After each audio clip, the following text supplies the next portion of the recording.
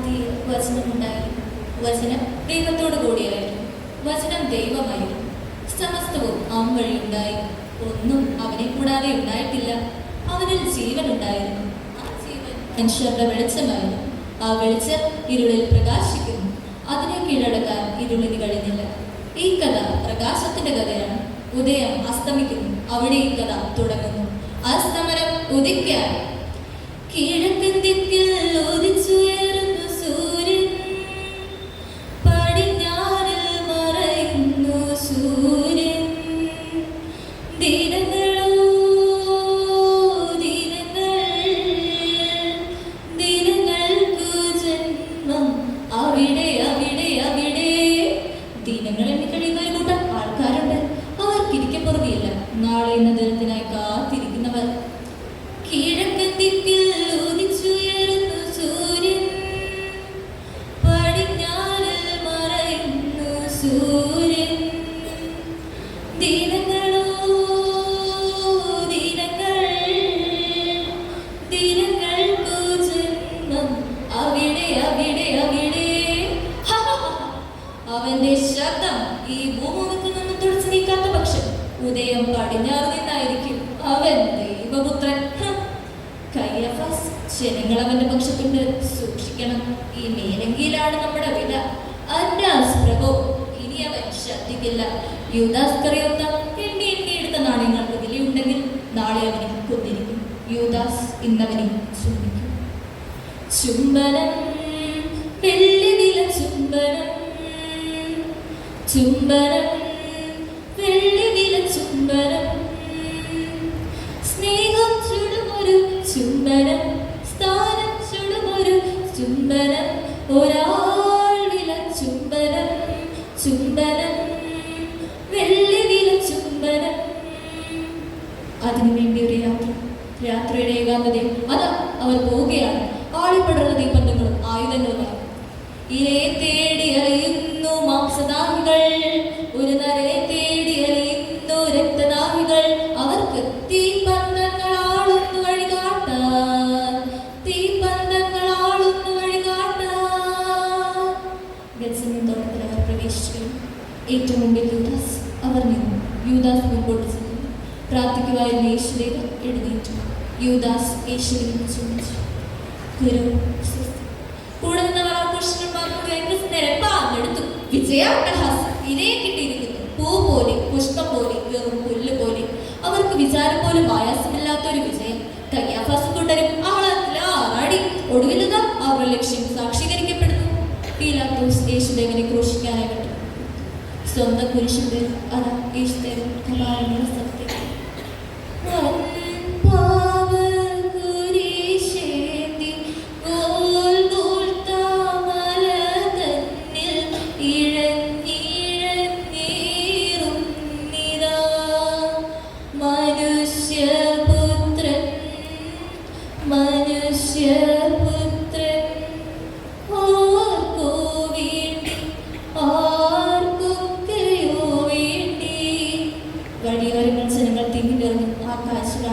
എന്റെ മകനെ കണ്ടു യേശുവിനെ, എന്റെ മകനെ. യേശുവിന്റെ അമ്മ ആരോ പറഞ്ഞു കേട്ട് മരണത്തിനെന്ന് നിറഞ്ഞ് മകനെ കാണാൻ ഓടിയെത്തിയ അമ്മ. എത്ര നാളായി കണ്ടിട്ട്. ആരോ പറഞ്ഞു, ദാ അതുവഴി വരുന്നുണ്ട്. ജനങ്ങൾക്കിടയിലൂടെ അമ്മ ആ വഴി നിൽക്കുന്നു.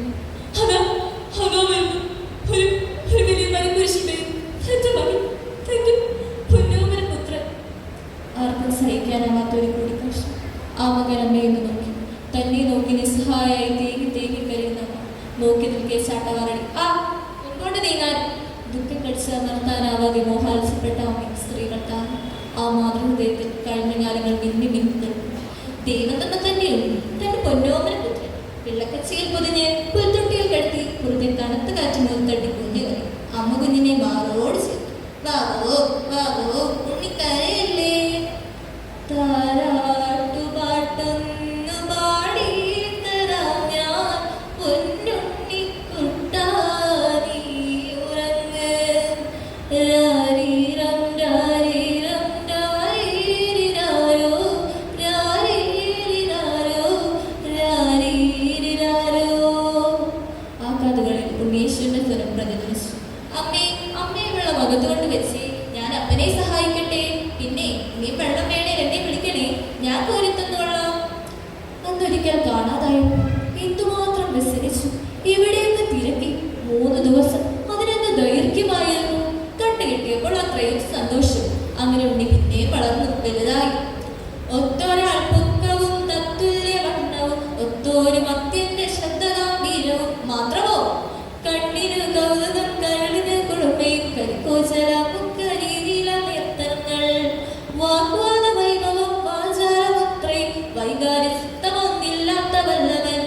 അതെ, ആ പ്രദേശത്ത് നിന്നും തന്റെ മകനെ പോലെ ആരും ഉണ്ടായിരിക്കില്ല എന്ന് അമ്മ മാനിച്ചിരിക്കാം.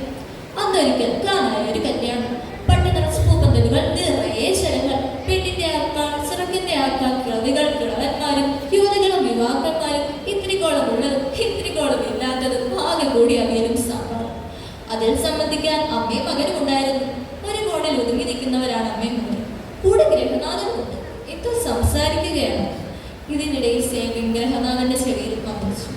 പ്രഭു വേഞ്ഞു തീർന്നിരിക്കുന്നു. അയാൾ ആകെ തളർന്നു പോയി. എന്ത് ചെയ്യണമെന്നറിയാതെ അയാൾ വിഷമിച്ചു. ഇത് കണ്ട അമ്മ മറിയം അവരെ സഹായിക്കാൻ തയ്യാറായി. അമ്മ യേശുവിനോട് പറഞ്ഞു, അവരുടെ വീഞ്ഞു തീർന്നിരിക്കുന്നു. ഒരു ഭാവഭേദവുമില്ലാതെ യേശു പറഞ്ഞു, എനിക്ക് സമയമായിരുന്നു.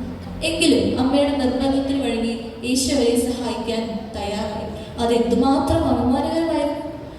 അവന് ഇതൊരു കുറ്റവാളിയെ പോലെ തന്നോവൽ പുത്രൻ മുൾമുടി ചൂടി ചോരമണൽ തേരിൽ നീരക്കി ചുറ്റി മരക്കുരിശേന്തി കാണുന്നോരമ്മ, മരക്കുരിശേന്തി കാണുന്നോരമ്മ. ആലസ്യത്തിൽ നിന്നമ്മ ഗോകുൽത്തായിലേക്ക് നടന്നു. മകന്റെ പിന്നാലെ എല്ലാത്തിനും സാക്ഷിയാണ്. സാക്ഷി, മൂകസാക്ഷി, നിസ്സഹായതയ്ക്കൊരു മൂകസാക്ഷി, ഹൃദയം മുറിഞ്ഞൊരു മൗനസാക്ഷി, മൂകമായി കീഴുന്നൊരു ഏകസാക്ഷി. സാക്ഷി, മൂകസാക്ഷി. കുരിശുമരം കയറുകയും അവർ കുരിശുമുടിയിലേക്ക് ശക്തിയായി ഉറപ്പിച്ചു. അതിന്റെ വിഷയം, അതിന്റെ ശക്തമായ വേദന യേശുനാഥൻ ഒരാർത്ഥനാഥമുണർന്നു.